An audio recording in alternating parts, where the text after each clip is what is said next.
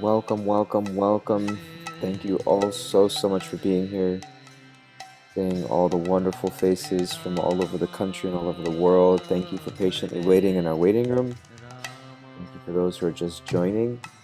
Really glad to see all of you for this third part of our series. We'll be beginning very shortly, just allowing everybody a moment to stream in, settle in, find their place. Some people are still coming in. So wonderful to see all of you. Thank you for being here.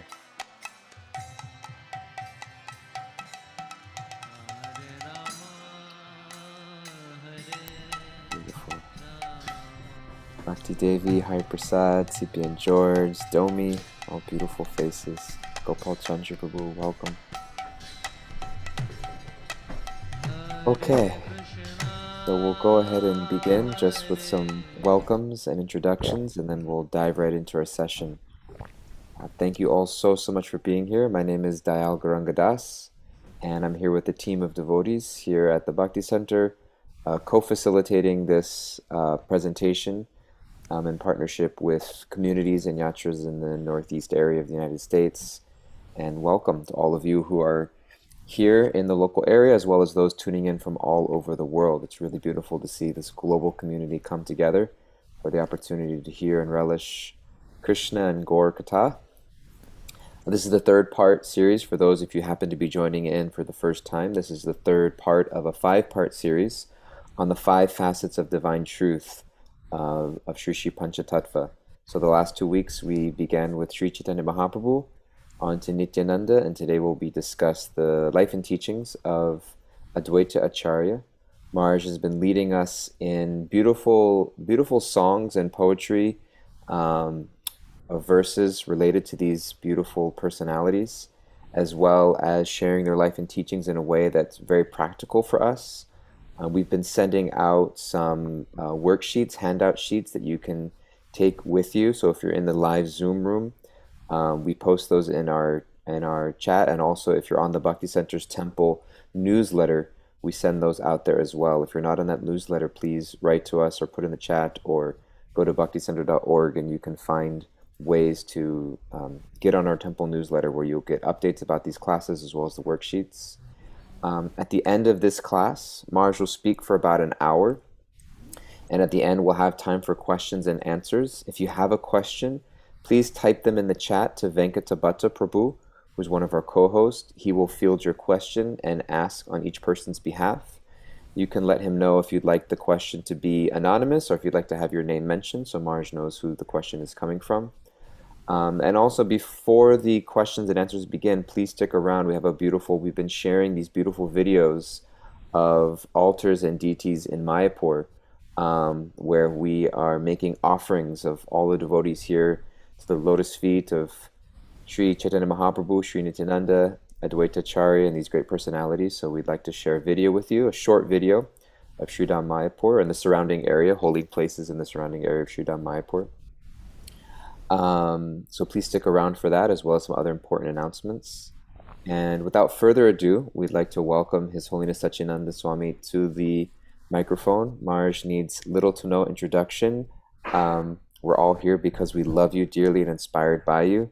And I'll just share my own extraordinary sense of gratitude, appreciation for your love, for your affection, for your wisdom, for your lifetime of dedication. Thank you so much for being here, Maharaj, and we look forward to hearing and being enlightened by you.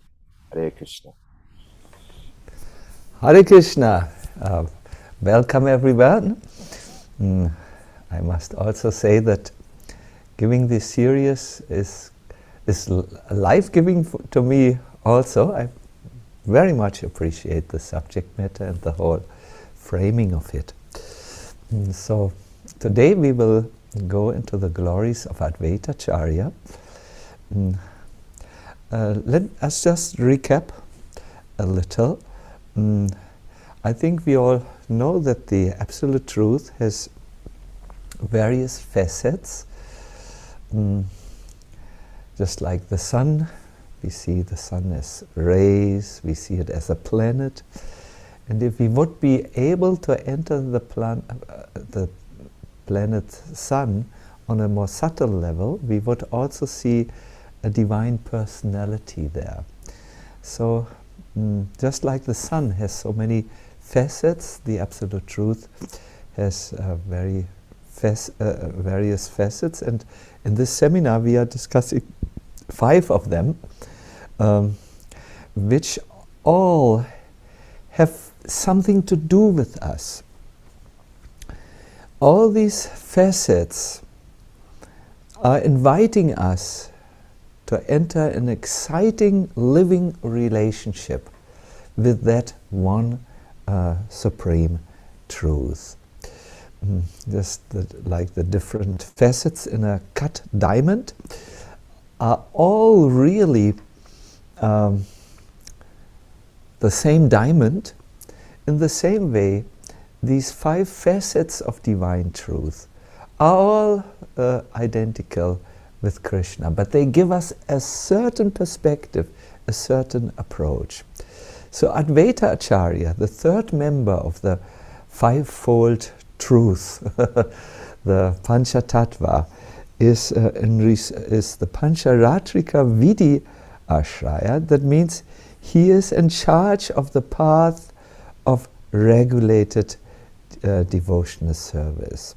If you, in other words, approach Advaita Acharya, you can obtain from him a certain strength in your devotional service that will empower and inspire you. Advaita Acharya is known as a form of the Lord where Mahavishnu and Sadashiva join together, and that means a huge accumulation of divine power is there. I would love to start today's seminar with really putting a certain emphasis on how you can enter a living relationship with the Lord. How do we do this in bhakti? How do we contact him? How do we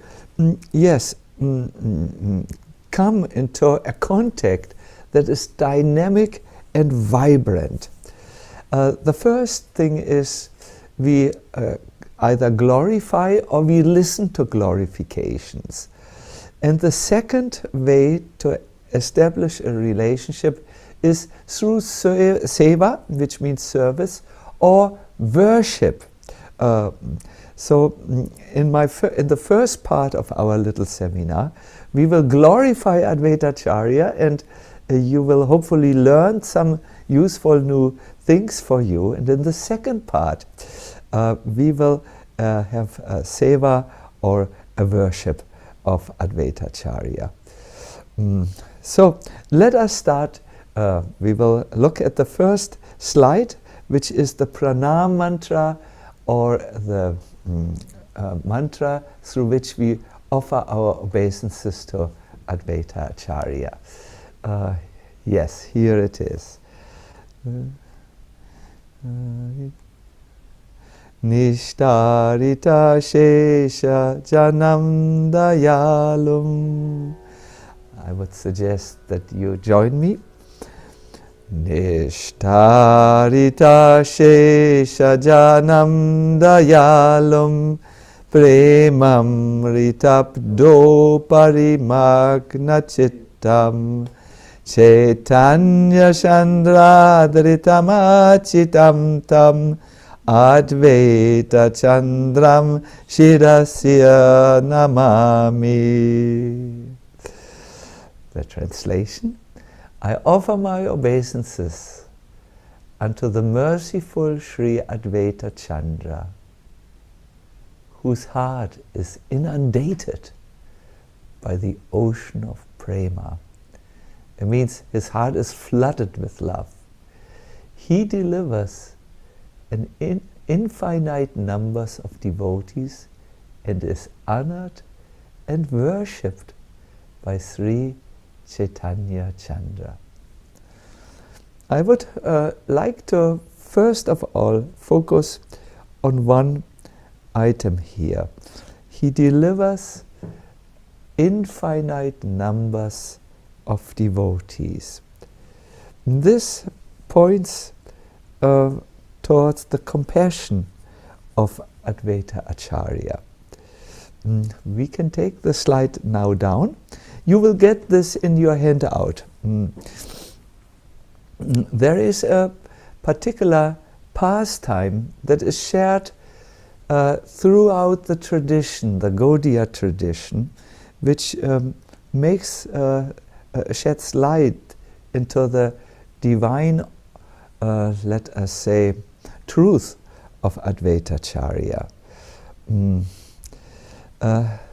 Once in the spiritual world, I don't think we can speak of time there. We cannot say once upon a time or such things. Sadashiva, the original Lord Shiva, sat in meditation, and his mind went into the future, where he saw the arrival of the wicked age of Kali, an age that destroys all the good qualities in a human being. Yet this age can sometimes bring out the worstest of people, and we do see this whenever there are wars and people begin to act in and do atrocities that are not possible to imagine. This is part of Kali Yuga, this age. So Sadashiva saw all these scenes of the future in his mystic trance, and he became so worried and so filled with compassion that he went to the milk ocean and sat down on the shore. What he wanted to do is, he wanted to make contact with the Lord Mahavishnu, who was lying down in deep mystical slumber. Just try to imagine the image here. Shiva with his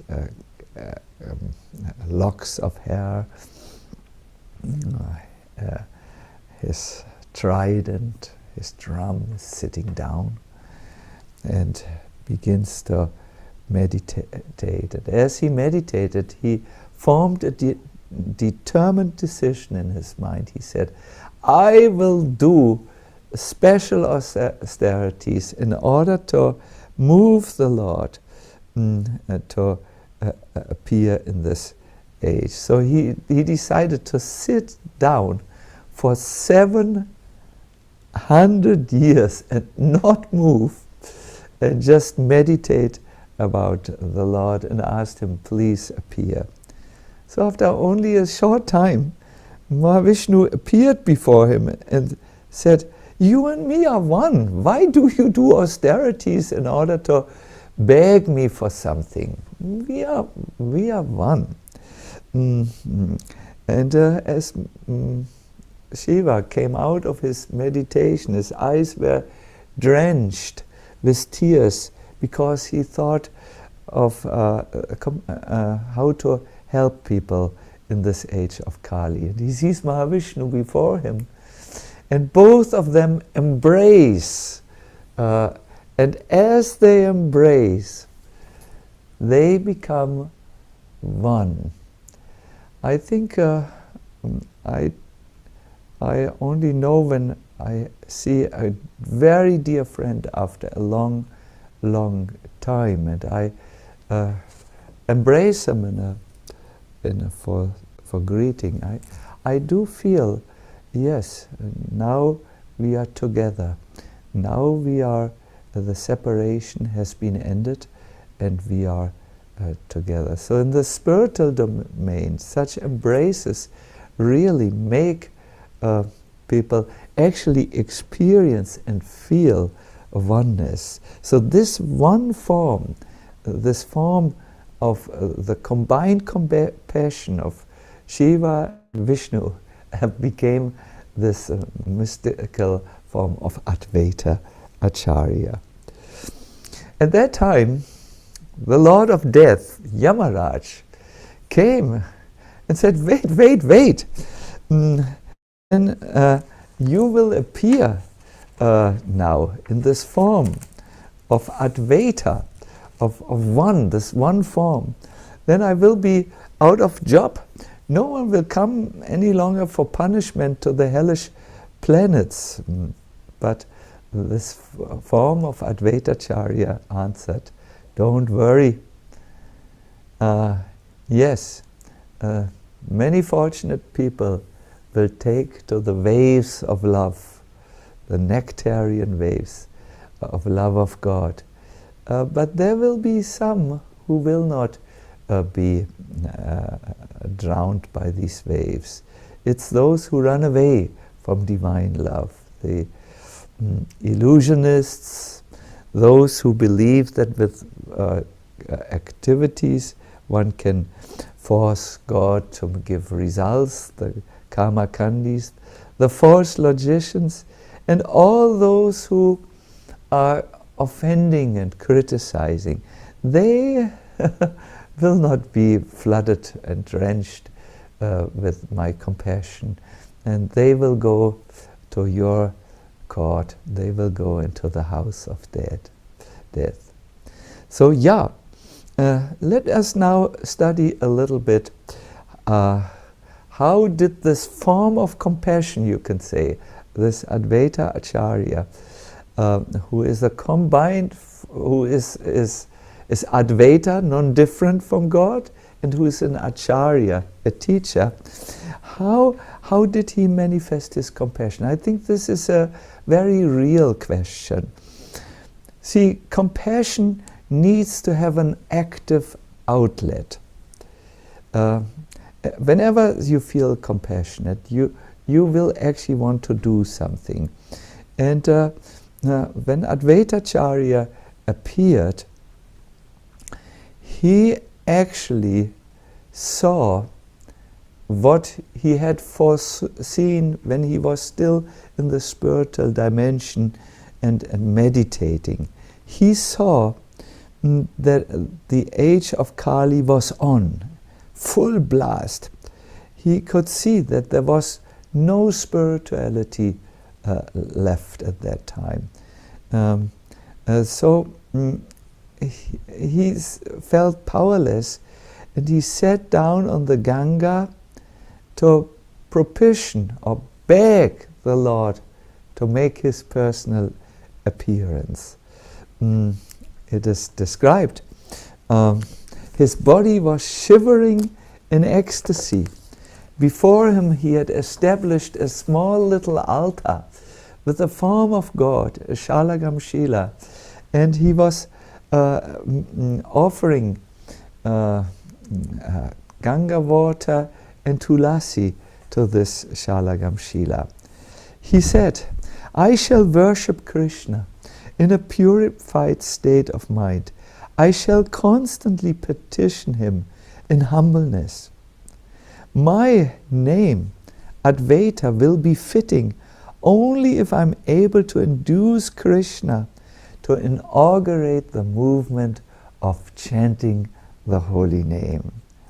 And while he was just thinking about this, a verse came to his mind, which Venkata Bhatta will share with all of us now. This verse is describing that Lord Krishna is very affectionate towards his devotees. In fact, he sells himself to a devotee who offers him merely a tulasi leaf and a palmful of water. I will chant this verse with you because it is a very important verse.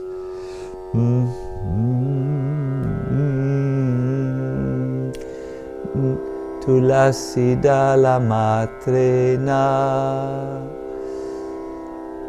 All of us together. Tulasi dala matrena jalasya chulukena va vikrinite svamatmanam bhaktebhyo bhaktavatsala. First class. It means, see Krishna, who is very affectionate towards his devotees, sells himself to a devotee who offers him merely a tulasi leaf and a palm full of water. My dear devotees, this is profound. If you want to make contact with Krishna, you can take this verse really as a guideline. In your home, you can find some water. Try to take first-class water, not faucet water from the municipality, but some pure water, and bring some leaf or even a flower and offer that to the Lord.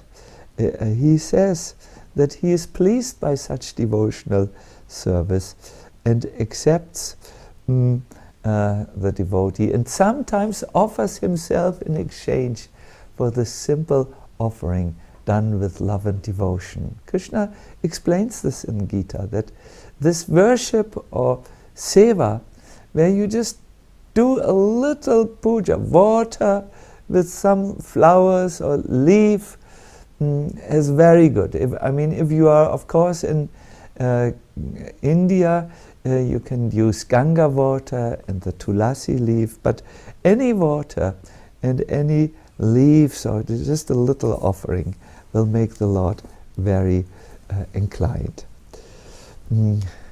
Yes. Much later, when Lord Chaitanya had actually appeared, Advaita Acharya would sometimes call out, Anilun, Anilun, I brought you. At the end of Chaitanya Mahaprabhu's pastime, he actually sent him back. First he called him to appear, to spread the chanting of the holy name, but at the end he wrote him a poem on a palm leaf. In this poem he expressed, in mystical terms, rice is no longer needed on the marketplace. Everyone has become a madman. What he wanted to say is, now love of God has spread far and wide. You have completed your mission in spreading this love of God, so there is no longer any need for you to stay in this world. Just like you have come, you may now leave again. So Chaitanya Mahaprabhu read this poem. He became very thoughtful, and he set his mind on leaving this world and going to the back to the spiritual world. Yes. There was a very sweet relationship between Advaita Acharya and Sri Chaitanya Mahaprabhu. In our little pranam mantra, we had heard that he was honored and worshipped by Lord Chaitanya. Lord Chaitanya did not like that Advaita Acharya was paying him so much respect, so he often criticized Advaita Acharya and arranged things where he even chastised him. But there was one incident which I would very much love to share with you, where Advaita Acharya, despite Lord Chaitanya telling him to not worship him, turned the tables around. It was in Puri. There were many devotees who had come to see Chaitanya Mahaprabhu, and Advaita Acharya addressed them. Please listen, my dear brothers. Let us all together glorify Sri Chaitanya Mahaprabhu. So the devotees thought, but the Lord has forbidden us to sing His holy name. The Lord said we should always chant the names of Krishna. He will be angry. But Advaita Acharya said, I will dance while you sing the glories of Lord Chaitanya. For if I sing as loud as a lion.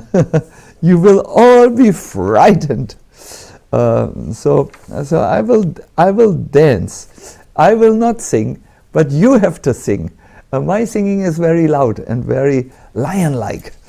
So because Lord Chaitanya, Advaita Acharya was so influential to the devotees, they could not say no. They knew Chaitanya Mahaprabhu would not like if his name would be glorified, but they could not deny Advaita Acharya's request. And then Advaita Acharya began to sing he taught them a verse, and by chanting this verse, when you do this, it is said, you will become spiritually rich. Our Venkatabhata will give us this verse. Yeah, this is the verse. I will sing it for you, the first line, and then we will sing the whole verse together. Sri Chaitanya Narayana Karuna Sagara. I will sing the whole verse. Dukitera Bandhu Prabhu Moradayakara. Everyone, please. Sri Chaitanya Narayana Karuna Sagara Dukitera Bandhu Prabhu Moradayakara. All these thousands of devotees were singing, "Oh Lord Chaitanya, you are Lord Narayan himself. You are the Almighty God himself. You are an ocean of mercy, and you are the friend of the distressed.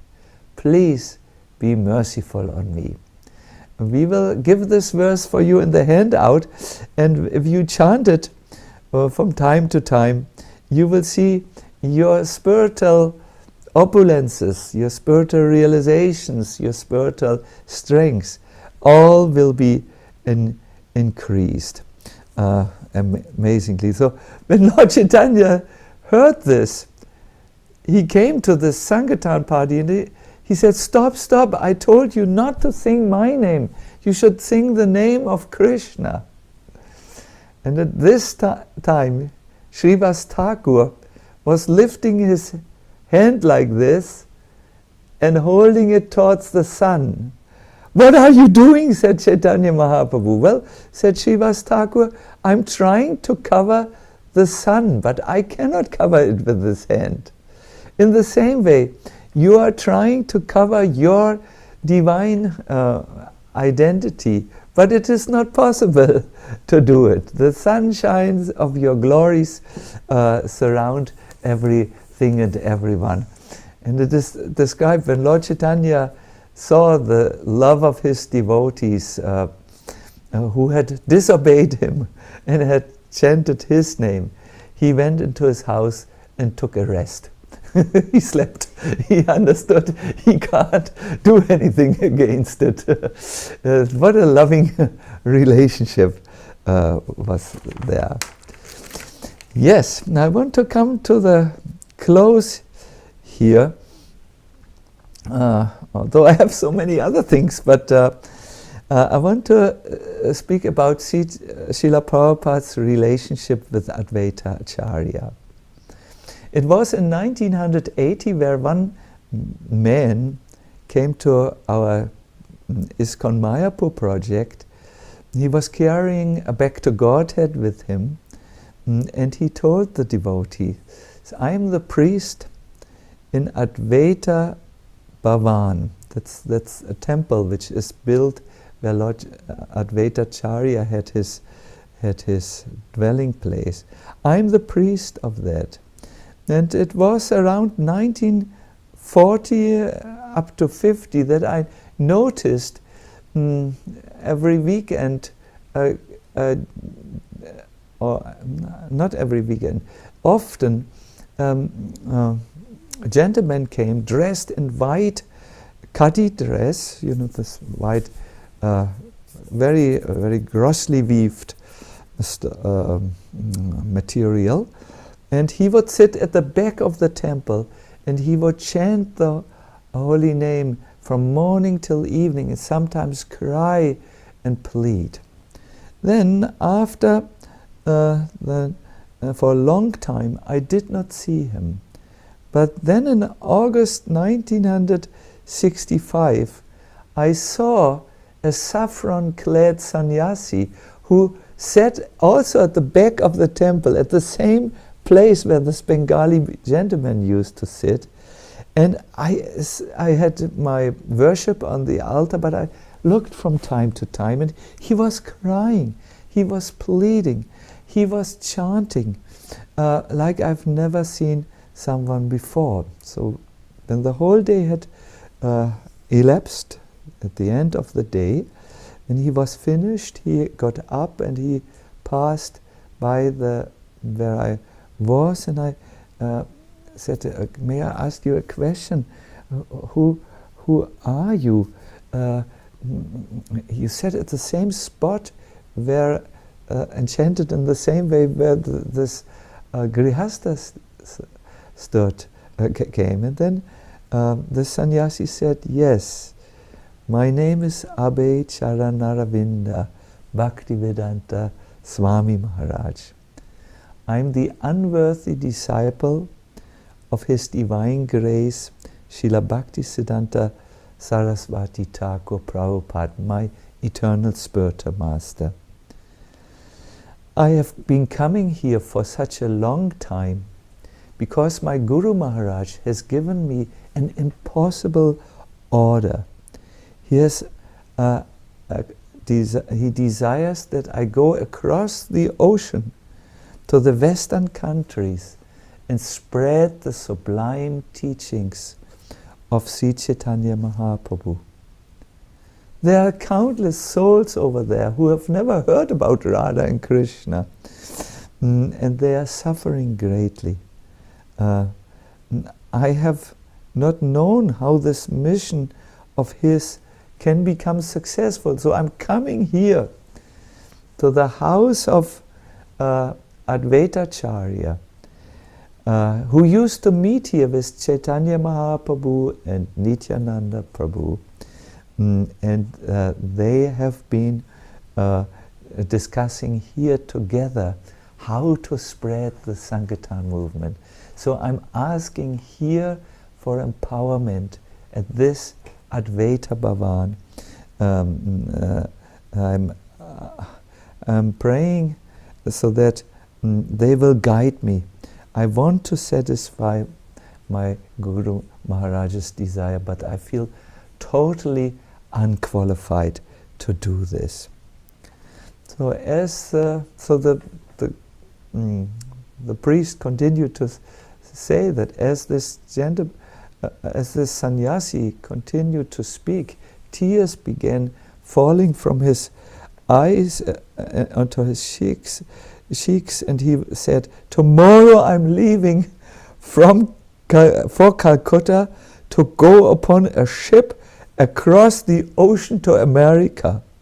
I do not know what will befall me there, but I'm praying most earnestly here for help. Then this priest continued to say, later I noticed white Vaishnavas coming. I didn't speak to them, but one of them gave me a magazine, and I saw in this magazine, it was an American magazine, the picture of this sannyasi who had come as a grihastha here to pray to Advaita Acharya. And I came here to tell you that your spiritual master prayed here.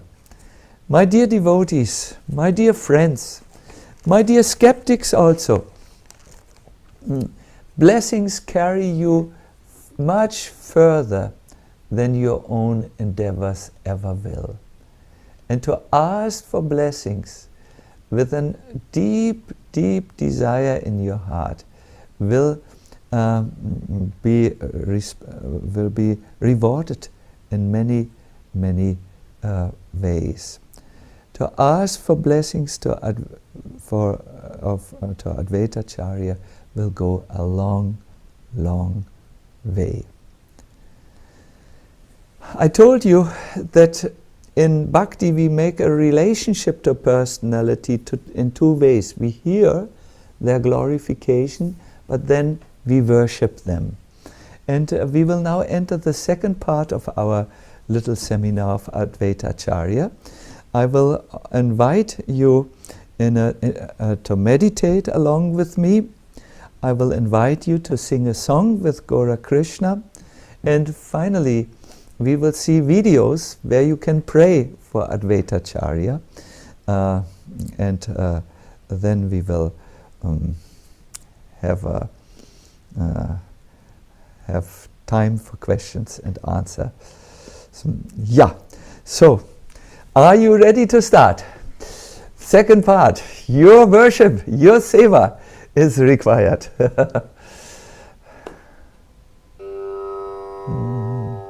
Look at this very ancient, in India you would say photo of Advaita Acharya, this painting. It is very traditional, it is from a long time back. I request you to find an undisturbed sitting place where you can relax or center yourself. Sit in a erect fashion.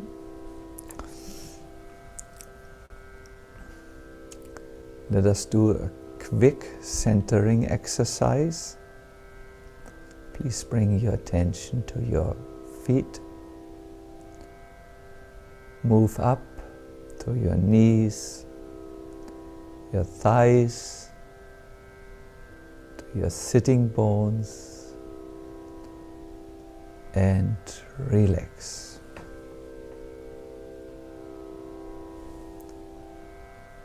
Move up your spine and relax the lower back. And go to the upper back and relax the chest and relax, and the belly.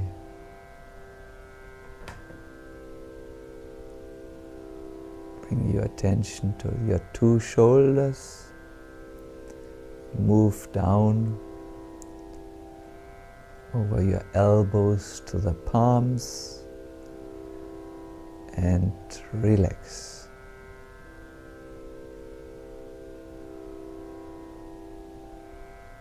Move to the back of your head.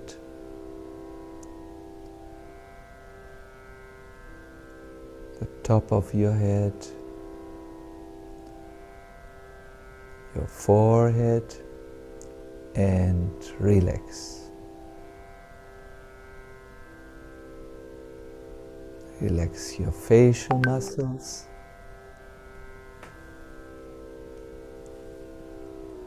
And appreciate how you are entirely relaxed yet very alert.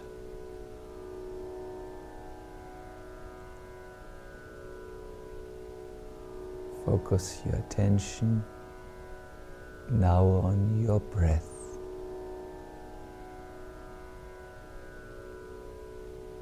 Whenever you inhale, feel how your chest rises.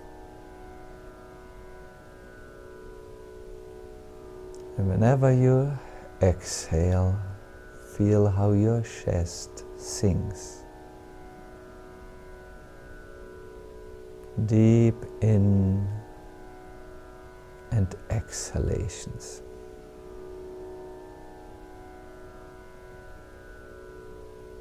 When you breathe in and breathe out, know that you breathe in and out. Stay with your breath.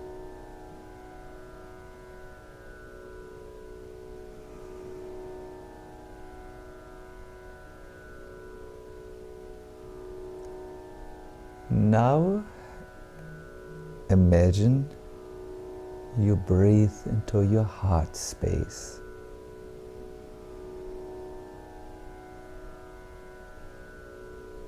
There in your heart, you meditate about Advaita Acharya. Advaita Acharya's lotus feet are served by all devotees. He bestows benedictions and awards fearlessness to everyone. Advaita Acharya has a bright golden effulgence. He has strong arms. His vision is fixed on Lord Gauranga.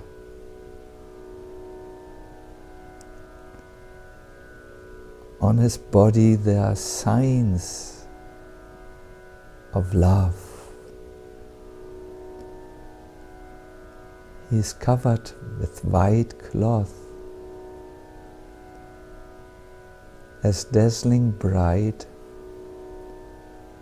as the white kunda flower. May we always remember Advaita Chandra, the personification of bliss.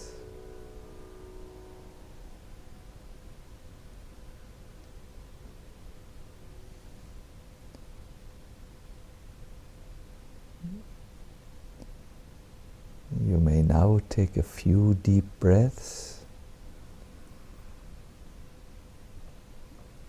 and slowly open your eyes, because we will sing now a song to Advaita Acharya. We will request our Venkata Bhatta to zoom in this song. It is called Jaya Jaya Advaita Acharya.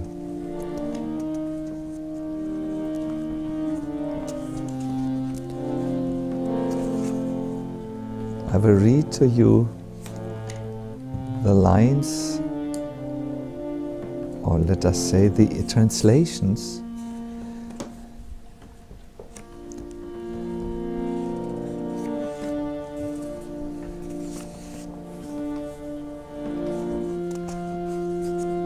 This is always my favorite part, because these ancient songs, which have been sung since hundreds of years really, carry so much meaning. All glories to the teacher Advaita, who's full of mercy and whose pealing roar invoked the avatar of Gora. Jaya Jaya Advaita Acharya Doya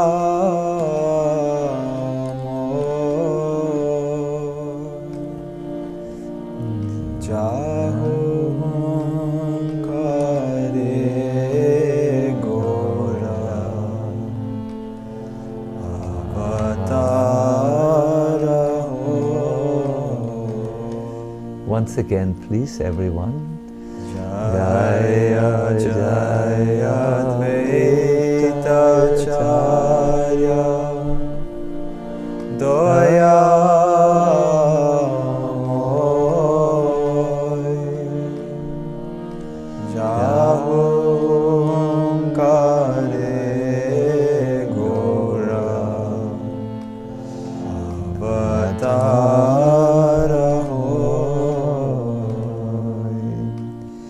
He is the giver of love, the Lord of Sita, the ocean of compassion, and the one whose prema rasa brought Lord Chaitanya. Prema data Sita nata Karuna saghara Ja prema rase aila Gauranga sundara.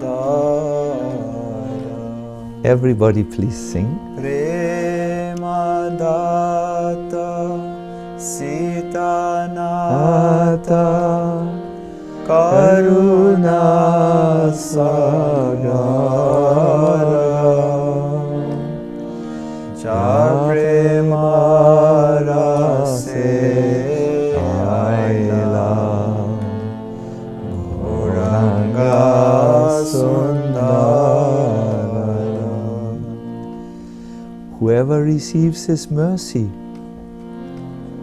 on whom he bestows his kind glance, that blessed one becomes immersed in prema and love and sings the divine excellences of Gaura. Jahare karuna kori kripa dite chai prema veshe se jana Chaitanya guna gai. Please everyone. Jahare karuna kori kripa dite chai prema veshes se jana Chaitanya guna gai. Whoever sought refuge at his feet acquired the greatest wealth of Gaura Prema. Tahara charane jebha loila sharana se jana paila Gaura prema mahadana. Tahara charane jeba loila sharana se jana paila Gaura prema mahadana. Lochan says, why did I not adore such a repository of bounding grace? By that I've brought a thunderbolt upon my own head. Emanadayaranidhi kenena bajilun Lochan bole nijamate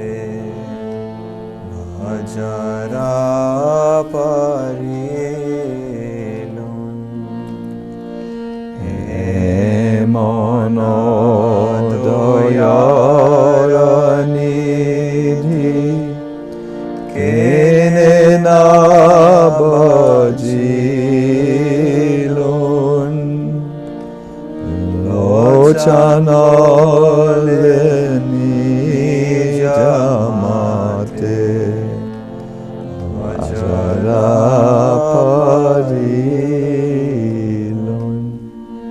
Hare Krishna Hare Krishna, Krishna Krishna, Hare Hare,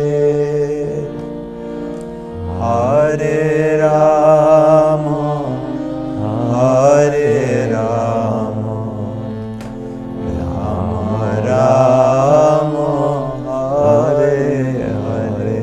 Everybody please. Hare Krishna, Hare Krishna, Krishna Krishna, Hare Hare,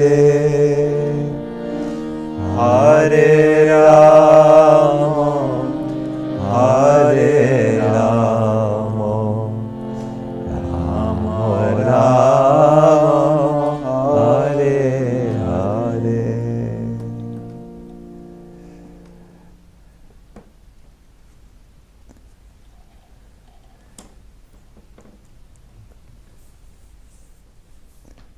This was our little worship. Please know, when you stand before God, your question will be, how can I serve you? How can I worship you? That will establish the relationship and make it very tight, even if you approach the Lord with this motive here in this world. We will now look at at two videos where our list of names which you have supplied to us is offered to the lotus feet of Advaita Acharya and Srila Mayapur first, and then we have actually managed to go to the Advaita Bhavan. The priest who is now there is a little overwhelmed when we videoed him. You will see when you hold a camera before a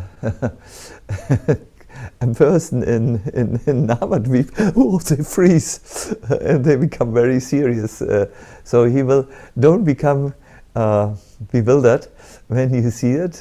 He is a good man.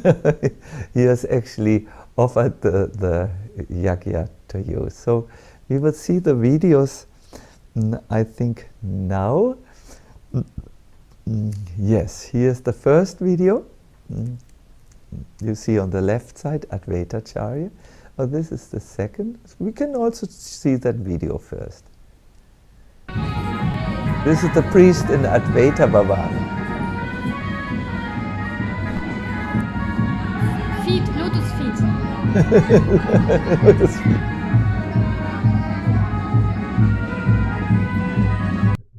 So afterwards, he put all these names. These are few pieces of paper with names on the lotus feet of Advaita Acharya. The wonderful Vaishnav here. So it came on the lotus feet of Advaita Acharya. We will see now the second video of our Srila Mayapur temple. Here you see all these sheets of paper at the feet of Advaita Acharya. And you might pray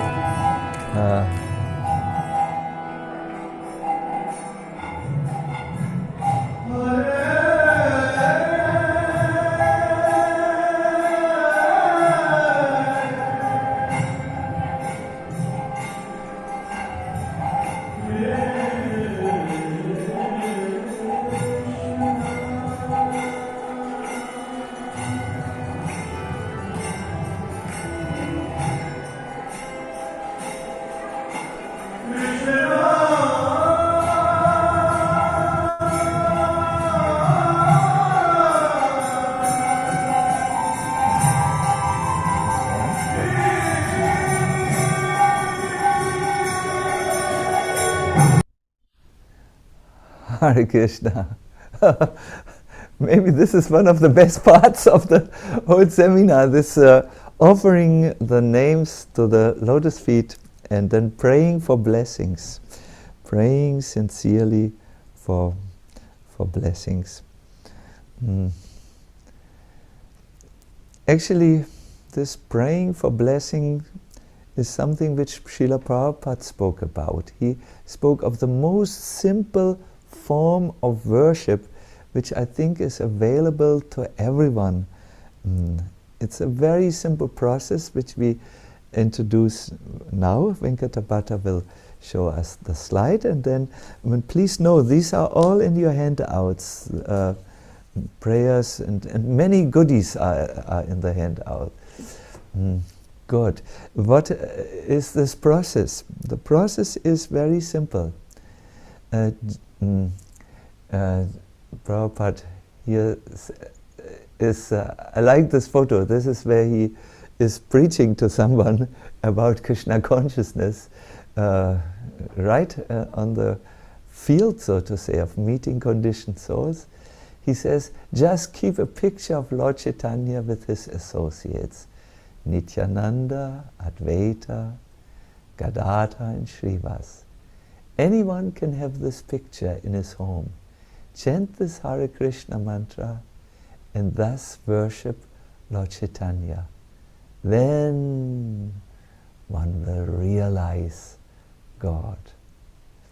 So we have supplied in the handout a picture for you. See, this is showing the Panchatattva. In the middle, Lord Chaitanya Mahaprabhu.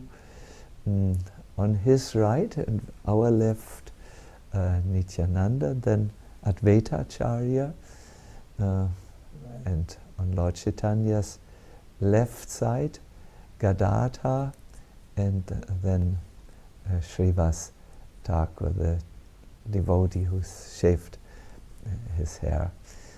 Such a picture can be kept in the home. Then one can chant the holy name before this picture, pray for blessings, and in the end one will realize God. A simple process, simple worship, and very effective. I thank you very much, Venkatabhata. We become a team like anything. I would like to end this presentation before I come and then go over to the question and answer session. I want to share with you what was important for me to present, and what I think you can take away from all of this. First of all, the value of compassion. Advaita Acharya can be best understood as Sadashiva, seeing the misery and the suffering which people would undergo due to a lack of enlightened spiritual knowledge.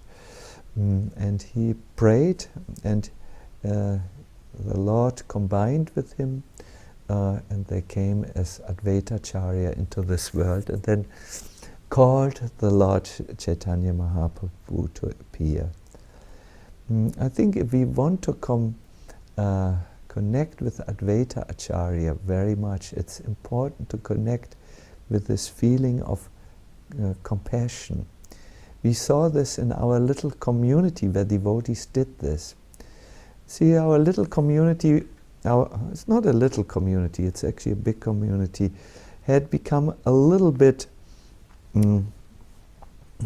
asunder because of the lockdown rules, which were very strict here in Germany. They wouldn't be able to meet regularly. There was a small group who nevertheless met and did kirtan, but the bigger group could not meet conveniently, and we had, maybe without wanting it, moved a little apart from each other. Then the news struck that just before our door there is this huge conflict going on with victims of war victims. That is terrible, and everyone in our community felt, we should do something, and so we organized many things. We raised Lakshmi, or money, to send into the country of Ukraine. We sent a bus, and we got refugees out of the country, and we supply them living, and that is, it's a huge thing. Living doesn't mean just food and water and sleeping.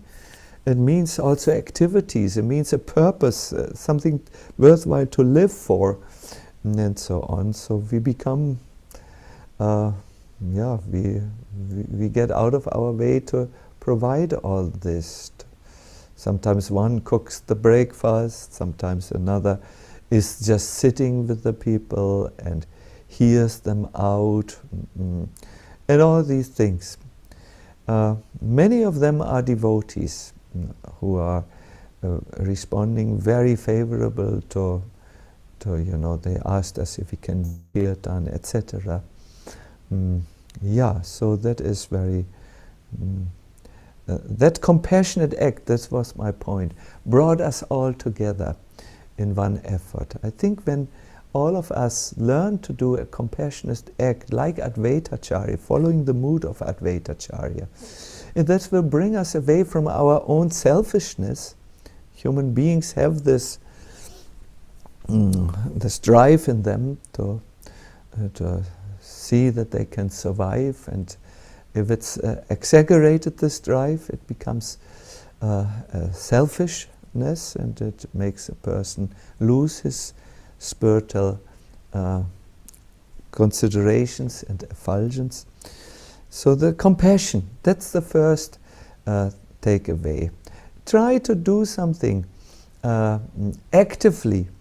The compassion can start in your family, with the people with whom you live together, and it can extend from there to many in many creative ways.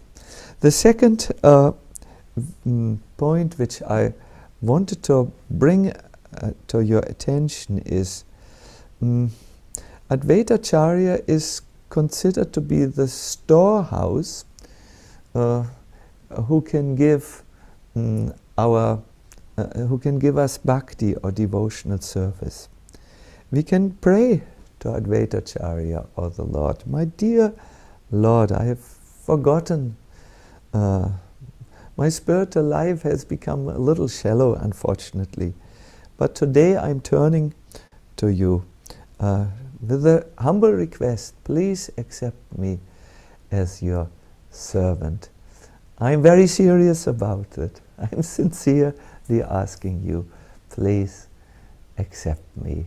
And this, such a sincere prayer, will 100% will be accepted. Yes, this was about Advaita Acharya. Stay tuned in. We are not finished. Next Saturday, Gadadha Pandit. Oh, Gadadha Pandit. And now we have time for questions. We have about 25 minutes. And my dear devotees, you should note, I'm on time. This is a very, very rare commodity. Please give me some encouragement. I'm really on time. Hare Krishna. Hariyo. Hare Krishna. Thank you so much, Maharaj. Maharaj, we always love to hear from you. So when you go overtime, it's extra joyous and mercy for us. So we're happy with that. But we're also so appreciative of just the effort that you put in and how thoughtful you are to try to keep within the time and leave some time for us to have a good, robust question and answer session. So we have a number of questions came in. I have to say, for some reason, by Advaita Acharya's mystic, inconceivable arrangement, devotees are a little shy today. So we have many more anonymous questions than named questions today. But we encourage devotees to continue to send questions. And I will get us started with the first question, which again is an anonymous one. And it reads, thank you, Maharaj. You explained how Mahavishnu told Lord Shiva, you and I are one. We sometimes read statements like this, even in the Bhagavatam. But we also learn that we should not consider the name of Lord Shiva to be equal to the name of Lord Vishnu. How do we understand this? Yes.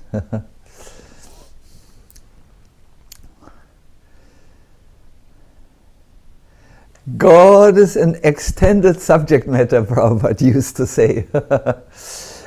Yes, there are many aspects of him which are different aspects. So, looking from one perspective, Shiva, or Sada Shiva, which is the original Shiva from which all the other forms have come, is never superior to the Lord, or is never he is a differentiated part, so to say that. But just like the particle of the sun, the spark of the sun is one with the sun. Another translation of this first aparat reads one Shiva and the Lord are one. There is one form in Navadvip which celebrates it. You see there Vishnu sitting, and his half in a blackish form, and his other half, which is there, a half, is whitish on Vishnu's side. You see the insignia of Vishnu, and on the side of that whitish form you see the trident, the drum of Shiva. This form is called Harihara. It is the combined form of Vishnu and Shiva, and celebrates their oneness in difference. Their oneness in difference.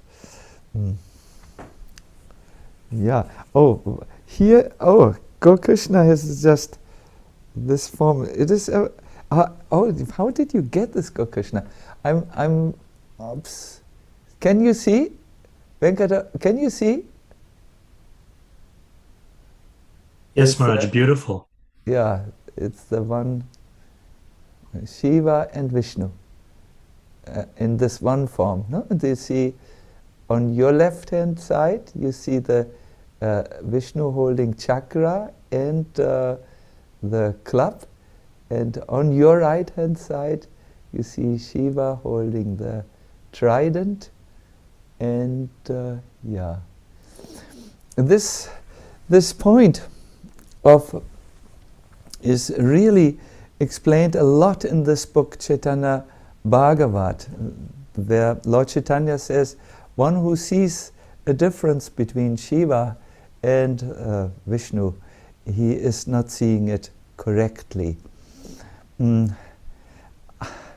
dear devotees, it's just like this. In their love for each other, they are one. But still, they are two. When you meet your loving friend and you embrace, you feel like one.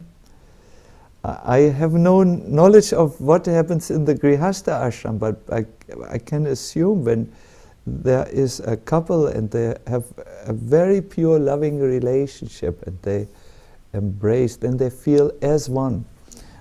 But still they are, of course, two people with two distinct names. And yeah, in America, 2 bank accounts. I'm sorry, I like to joke about modern people. Yes, so what is the next question? Thank you, Maharaj. Our next question comes from Preeti. And Preeti asks that, first of all, thank you for always inspiring us. And Preeti asks, this picture behind you and the deity that is next to you is so truly mesmerizing. Can you please share something about them and perhaps their connection to Advaita Acharya? Hare Krishna. Thank you very much. Preeti, is Preeti the Preeti from England? I'm not sure if Preeti, if I'm, you're with us, if you want to let us know where you're from. it's all right. It's all right. On my, I always get bewildered because the computer gives this here is Gopal Raj, Gopal the king. You can see his left hand and his pinky in the upward position. He's carrying the Giriraj, Govardhan. And on this side, oops, the other side here is Vrinda Devi. Vrinda Devi, the goddess of the forest of Vrindavan, who has her parents, messengers, they're parrot messengers who tell her all the news about Radha and Krishna, where they are at the moment and what they require for their pastimes. She's, so to say, the Leela Shakti. She arranges the divine pastimes in the forest of Vrindavan. Maybe at another time I could show you around. We have many such pictures and deities where I live, because I always think when we live, we should put everywhere udipans, or those things which stimulate our memory of Radha and Krishna. Our living space should be equipped with these stimuli, so that we live together with our ideals. We are mindful of our ideals, and then we will aspire for our ideals and not be overwhelmed with 1,000 of things which need to be done throughout the day. Hare Krishna. Hare Krishna, thank you. Our next question comes from our very own Gaurakumar Prabhu. Gaurakumar asks, how will we know if our prayers to Advaita Acharya are genuine? And how will we know that the Lord is actually entering our hearts? Will we experience any symptoms? Is there any feeling or experience that will confirm for us that that prayer is being heard?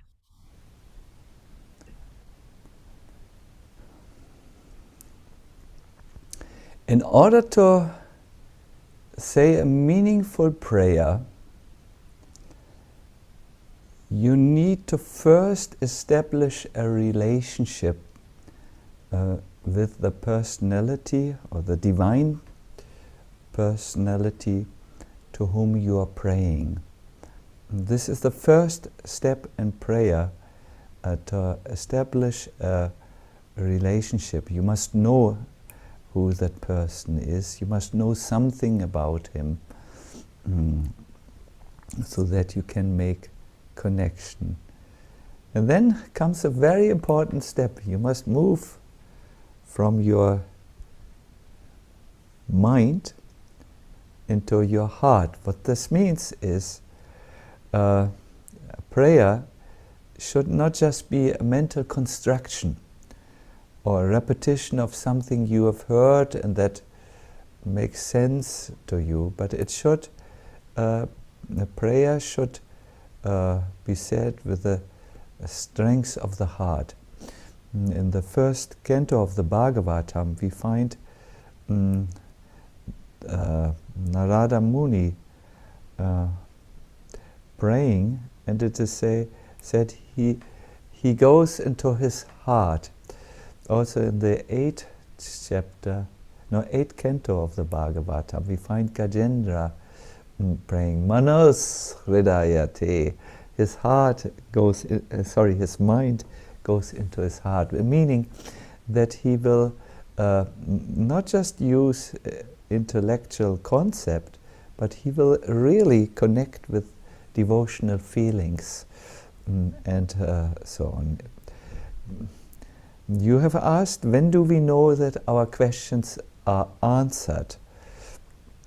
Usually, when you pray, and they are genuine prayers, said with a divine connection, then bhakti rise in your heart. What that means is you will feel a sense of joy, and you will also feel the calmness of knowledge. You understand this is what I need to do, or this is, you will feel safe in some deeper understanding. See, bhakti is composed of two energies, Hladini and Samvit. To translate that maybe into modern terminology, it means the pleasure potency and knowledge. And to even translate it into the phalanx, phalanx means the use of language that we are accustomed to in our times. When you really feel bhakti, when you are invested with bhakti, when you are in a bhakti relationship with Krishna, you feel joyous and you feel insights in you.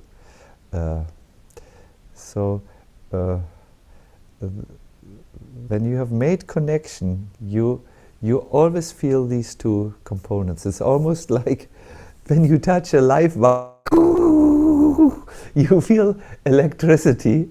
So when you touch bhakti, you do feel this joy and this calm knowledge. Yeah, Krishna may answer your prayers in various ways, Gopkumar. Often we think, well, he should answer like this, and we look in this direction where we think Krishna will answer our prayer. But sometimes Krishna says, he prays for this, but he really wants this, but he cannot express it, or he does not know what is good for him. So you will sometimes obtain an answer from another direction. Sometimes you look for a guest that he should come through this door, but we live in a house where one can come through the main door or through the kitchen door. Very often our guests come through the kitchen door, and if we just look at the main door, we may miss our guests. We will not. Anyways, the house is not so big. I mean, we can't miss our guests, but it's an analogy. We look often in one direction for answers, but Krishna may come through another direction. Yes, these are some thoughts on your question. Wonderful question, Gopkumar. Yes, Venkata Bhatta, next question, please. So Maharaj, also in the spirit of asking about prayers to Advaita Acharya and the prayers of Advaita Acharya, Ananda Bihari Prabhu and Chinmayi Radha Devi ask, what is our ultimate aspiration as devotees? To bring Krishna here, as Sri Advaita Acharya did, or to go back to Godhead? Or are those two things essentially the same? Wow. Ooh.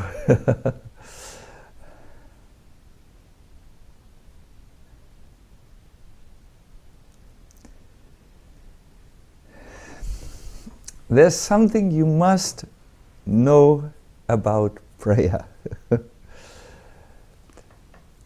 Prayers have to be heartfelt and real. I can say something which I know I should say, but I can't pray something which I know I should pray for. Then these prayers, they are not heartfelt, they are not real. There is a statement in Vrindavan. The people who live in Vrindavan know that Giriraj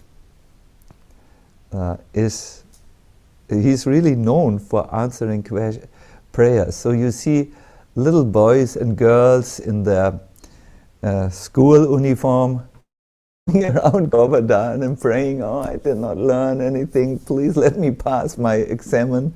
And yes, very often they pass their examen because because Giriraj is making it possible. There is a book out, it is called Loving Stones, and there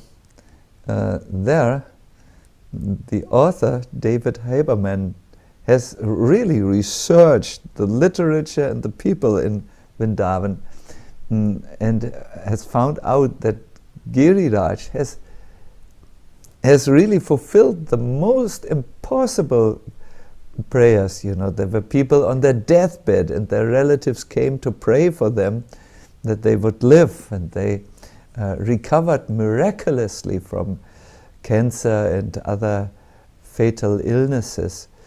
But when you are entering Bhakti, Giriraj, and say Bhakti prayer, Giriraj is not just fulfilling the prayers. It is said that he will see, oh, this year you asked for a Bhakti object, like love of Godhead, but let me see if you come back next year and if you pray for the same thing. Then when you come back the next year and you again pray, oh please give me Bhakti, Giriraj will say, let us see if you come the next year and want this also. In this way you are tested a few times, because Giriraj needs to see, or Krishna needs to see, that you're not just saying, I want this, and in your heart you want something else. In my life as a devotee, I have often seen that Krishna fulfills heartfelt prayers and not duty-bound prayers. He looks for what is in the heart, not what is on the lips. Yes, so when you ask me what is the prayer of a devotee, is it to go back to Godhead or to call God into the world? See what is in your heart. And both are very wonderful. But Advaita Acharya could pray for Krishna, for Lord Chaitanya to appear in the world. I don't know if Krishna will listen exactly in the same way as he listened to Advaita Acharya, at least not to me, I don't know. But in a general way you can pray like this. Maybe he will not make an avatar, he will not become an avatar, a new avatar in Manhattan because you pray, but in a general way he may appear in some person's mind and direct them through a bewildered face, a face of bewilderment. That is possible. Hare Krishna. Thank you. Thank you, Maharaj. What a beautiful answer. I was also just reflecting on this last point that you made, and I'm so glad that you're encouraging us to also think about the Lord's appearance in that way, especially in difficult times in our lives. In the interest of time, we have one final question, and then we'll have to bring it to a close. We sincerely apologize to all the devotees who didn't have the opportunity to ask their question this time, and we hope that in future sessions they'll be able to ask. But the final question, we're going to switch gears a little bit, and I hope we're not going to start any controversies. But the question reads, Maharaj, in the meditation, you shared a very beautiful but unusual picture of Advaita Acharya appearing without white hair and beard.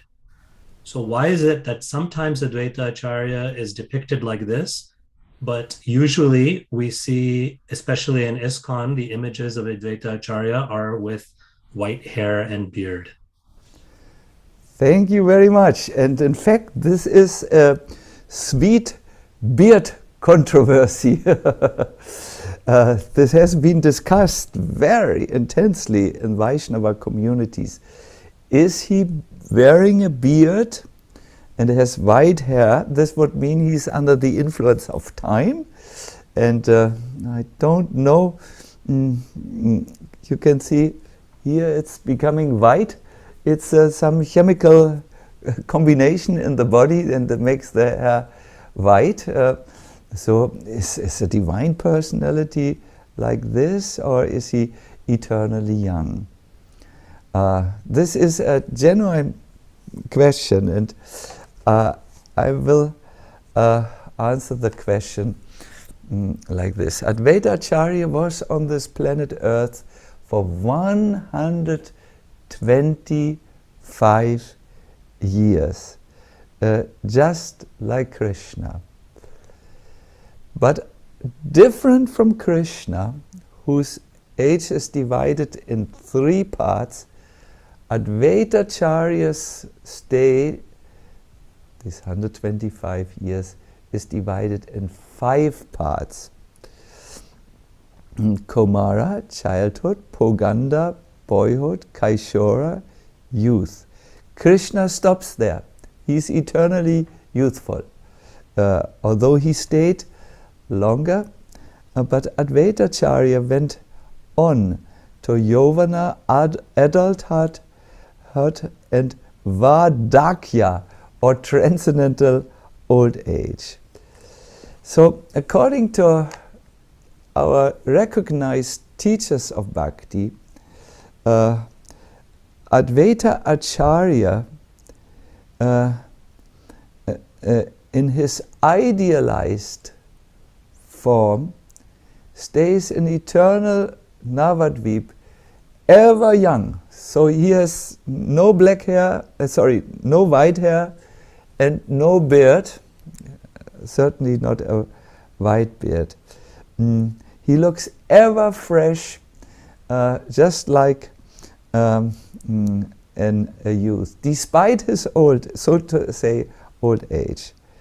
So you can find the reference to this youthful and unburdened, I hope I say it correctly, unburdened Advaita Acharya in Bhaktisiddhanta Saraswati Thakur's writings. The eternally young, fresh, and so on. However, Vaishnava Acharyas have also concluded that during his pastime here on earth, Advaita Acharya was the senior most Vaishnava who went through these 2 periods of adulthood and transcendental or old age. He was some 50 years older than Mahaprabhu, and he in this form sports a white beard and a white hair. You have maybe seen in Mayapur, in the temple, he is worshipped with white hair and white beard, and in Advaita Bhavan he is worshipped with black hair and no beard. And both are correct. For his pastimes, he goes through the various phases of time, but in the eternal spiritual realm, he is ever fresh and untouched by time. So I call this the very sweet beard controversy.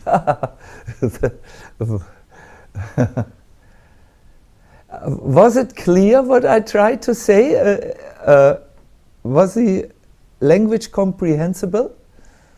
Very much, Maharaj. Thank you so much. It was a really wonderful answer, and helps us to come to an understanding of both and rather than either or. So it resolves the controversy very sweetly in a very expansive way. Thank you. Yeah.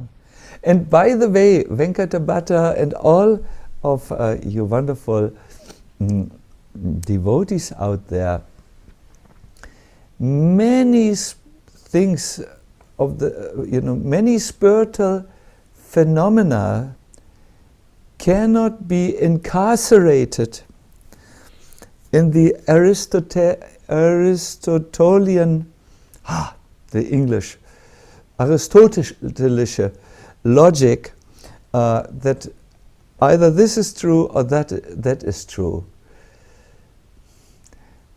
A third option is true. Both can be true. And many more options are there in the spiritual world. We talk about a dimension which is achintya, that means incomprehensible to the material mind. Hare Krishna. Good. So I can't believe we want to stop on time, really, because all of us have a busy life in devotional service, and we are all right here. Hare Krishna. So I will stop here. I thank you very much, and Hare Krishna. Hare Krishna, Maharaj, thank you so much. I don't know if I could speak for everybody, but I know that many of us would not like to end on time with you and have continued Sangha ongoing. And so it's so enlivening and uplifting. Super grateful for you and glad that we have multiple more sessions left for next week and the week after. So please, if this is your first time joining us, or if this is, you can go and watch the previous sessions on the Bhakti Center's Temple YouTube channel. We have those recordings available if you'd like to just review. Next week we'll have session 4 with Gadadhar Pandit. And also, please take note of the links that were placed here by Gaur Kumar. There's a handout from today's session, if you're in the Zoom chat, a handout for today's session, as well as the Mayapur registration link, if you'd like to put your name to have yourself or your loved ones offered to the lotus feet of these divine personalities in Mayapur. And also, if you'd like to donate to these programs to support these efforts, there's a link there that Gaur Kumar mentioned as well, and to support. And you can designate if you'd like your link to go towards this particular program and to support Satchidananda Swami and his efforts. Also, a very, very important note for everybody to please notice. I put it here in our chat also, and we'll be sending out notices in the next coming weeks. Just we're in the middle of time changes across the globe, and whoever designs these things decided that all countries across the globe would not change their clocks on the same day.